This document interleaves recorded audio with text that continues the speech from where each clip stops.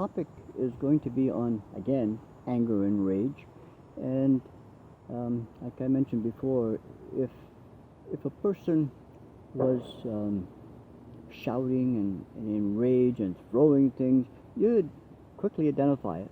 But if they're nice, kind, considerate, whatever, you don't think they're in anger and rage and trying to control you. But these passive-aggressive narcissists feed on empaths.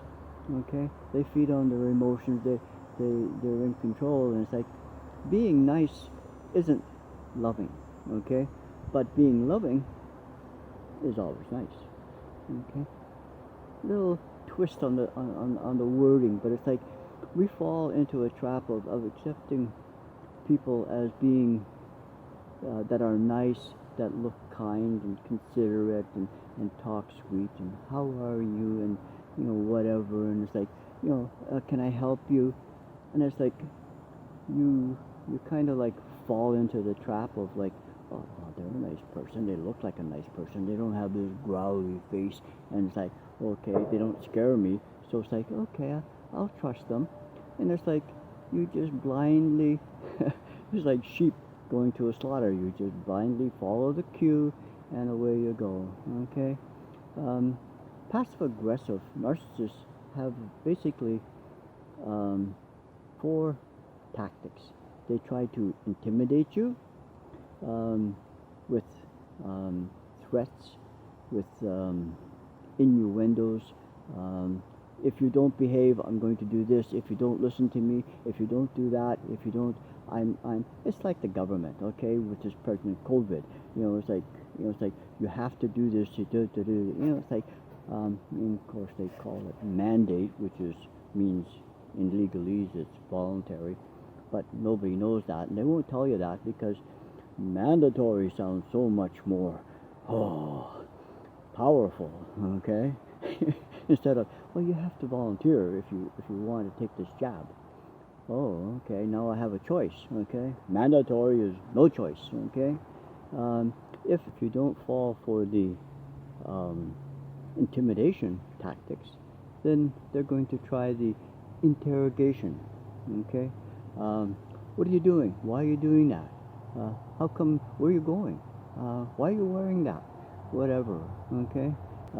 Another aspect is like if you do resist their intimidation and interrogation, and you challenge them, they start going into the, oh, poor me, why are you attacking me? I was only trying to help.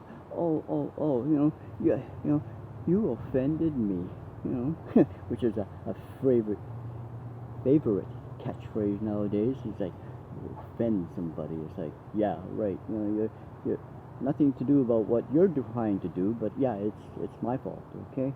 And following the oh poor me, they'll go into the withdrawal.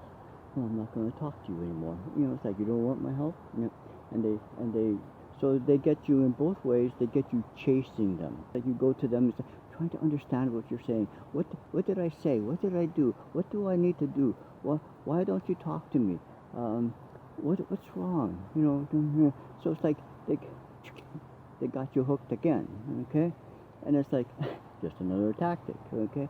So once you start to become aware of their game plan and how they're playing it, and start to identify it when it's happening, you can go, okay.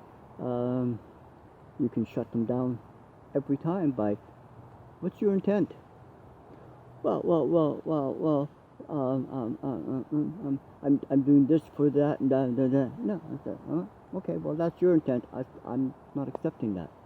Well, when you start doing the intimidation, they can flip all over the place. They can go from intimidation to oh poor me or withdrawal or whatever. But at the same time, it's like you need to call them out. What's your intent? What do you want me to do? What are you trying to get me to do to make you happy? Okay, well, your happiness does not depend on me obeying you. Okay, yeah. There's a lot more here, but it's like, this is just more food for thought. Become aware of how people are talking to you, what they're saying, and also, more importantly, become aware of the words they are not saying. Okay? There's where you get it. The feeling tone of the words that they're saying, and what they're not saying. Okay? Trust your intuition, trust your feelings, and don't, this is going back to the fear again, don't be afraid to express yourself. Okay? Until later, we'll see you again. Bye.